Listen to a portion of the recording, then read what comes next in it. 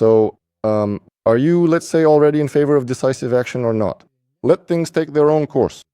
We can also use, well, the same kind of missiles as the Ukrainian army, those 3,000-kilometer long-range ones. We have all sorts of them, no problem.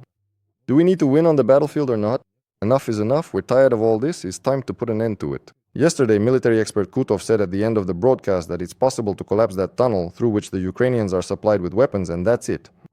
Of course, that would involve the use of tactical nuclear weapons. And also, yes, it would be necessary to announce in advance so that all the people in the affected area could be evacuated. Of course, the wind direction, it can vary, and that factor can't be ignored either. If it blows toward Europe, well, we'll have to answer for that, of course. It's possible that we will become complete global pariahs after using it. Or maybe not, and all of this is nonsense. Friends, please call in. The live studio phone number is 8800-297-02. I'm waiting and will be happy to hear your opinion. Just please, I understand that a certain part of the audience has, well, some hatred toward our opponents. First of all, I understand it and sometimes I even share it. But nevertheless, please keep yourselves under control.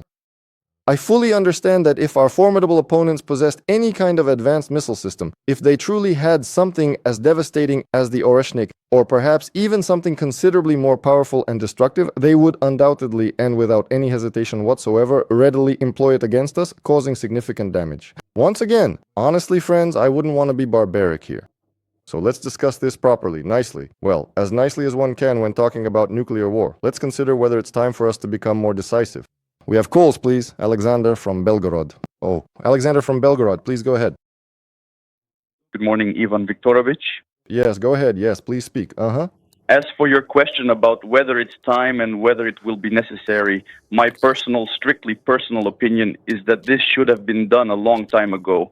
Because personally, I believe that the Kremlin is not much different from, say, an apartment building somewhere in Belgorod, Voronezh, or a factory in the Tula region, at least in terms of the brazenness of our enemies.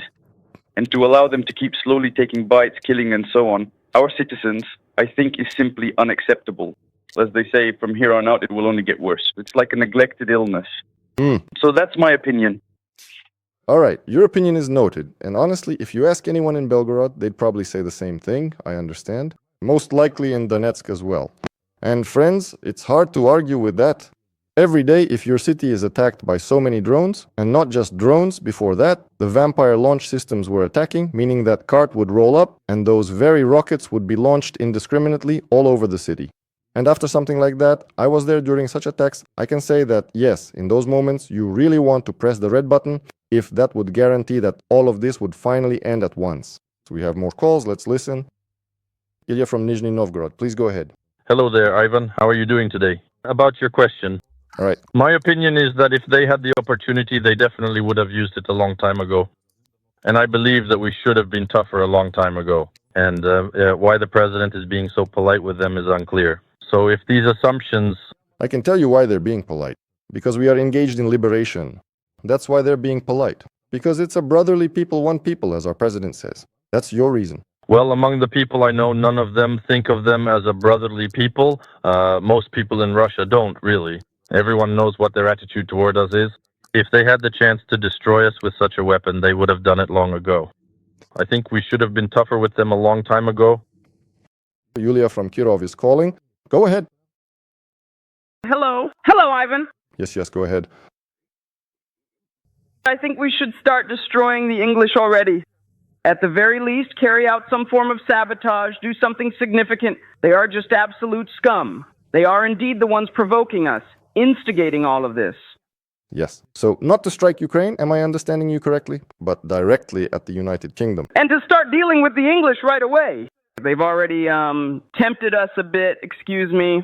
Yes, I understand. Right, yes, thank you. That's my opinion. Accepted.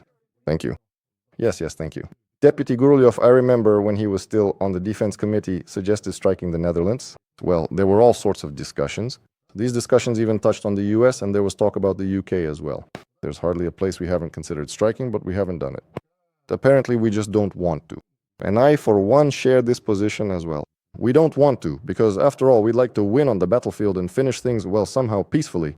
But everything is pointing to the fact that, friends, it's unlikely we'll be able to do that. There is certainly such skepticism, And there are more calls coming in. Please, Dmitry from Moscow, go ahead. Hello, good afternoon. Yes, please go ahead. Yes, I'm listening. You know, I think that most likely we should probably wait and see how the situation develops on the battlefield. After all, Russia itself, as I understand it, hasn't yet entered the full phase of hostilities. We haven't given the people. We haven't even started yet. That's absolutely right. We started. Exactly. We're kind of giving them time for a truce to think things over, to really consider the situation in that sense. I think that probably before that, if they give... How much more additional time, in your considered opinion, should we thoughtfully give them to truly think and deliberate on this matter? You know, I think about half a year should be enough for them. And after 6 months, I think that most likely it will already be possible to, as it were, little by little, to apply it. Little by little. What does that mean? Well, we have, I was listening to the radio earlier. Someone was talking about that we have medium range, short range. There are different ones, yes? So accordingly, exactly in that order. First, a little, try it at short range to see what happens, and then a bit more. I think that most likely they'll get it, and then they'll understand themselves. Thank you. Oksana from the Moscow region, we're listening. Go ahead. Good morning. Good morning. I think that it's necessary, especially with that tunnel in the Carpathians, I think that's the one, right? Mm-hmm. And also, for example, all the border crossing points. It doesn't matter if they're highways or railways. Well, because... And we do strike them, but they get repaired quickly. So, I mean, well, is it not possible to just... If it were possible, it would have been done already. But apparently it's not possible, something is preventing it. Because I think they also use those, the ones that now, as if everything has quieted down about. But remember those shells with those cores that emit radiation when they hit armor? Well, those are being used too. And surely this probably isn't being measured right now in Ukraine, but there must already be some radioactive background there as well. And our guys, I think, are suffering from this. All right, your opinion is noted. Thank you very much. It's especially interesting to hear such hawkish statements coming from women, so to speak. I really didn't expect that. Usually women are, of course, more reserved, but as we can see, the situation is changing. We have more calls. Galina from Krasnodar Krai, please go ahead. Hello? Yes, go ahead. I am, children, but I would really like for them to actually strike at England, at Ukraine, at that particular tunnel where these crucial weapons are coming from.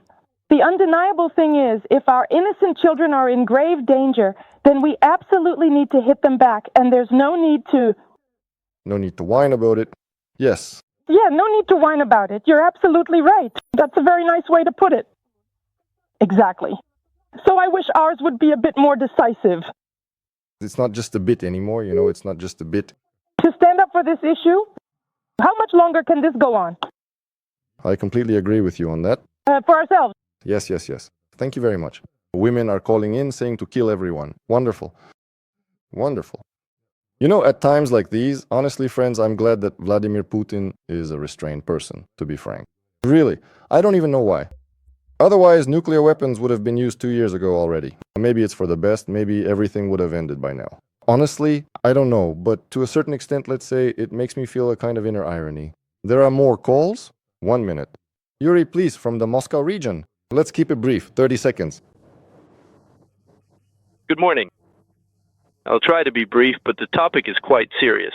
30 seconds, please. Unfortunately, our political and economic elites are very closely tied to the Western world, which is precisely why this sluggish Special operation, yes. war, and so there are no decisive moves on our part. But there should be. We would have won a long time ago, but unfortunately that's how it is. Yes, I agree with you. Yes. Thank you very much. I would like to wish people to be a little kinder, but everyone is already tired. I'm tired too. And yet I'll say this, it's a good thing that Putin is not an emotional person.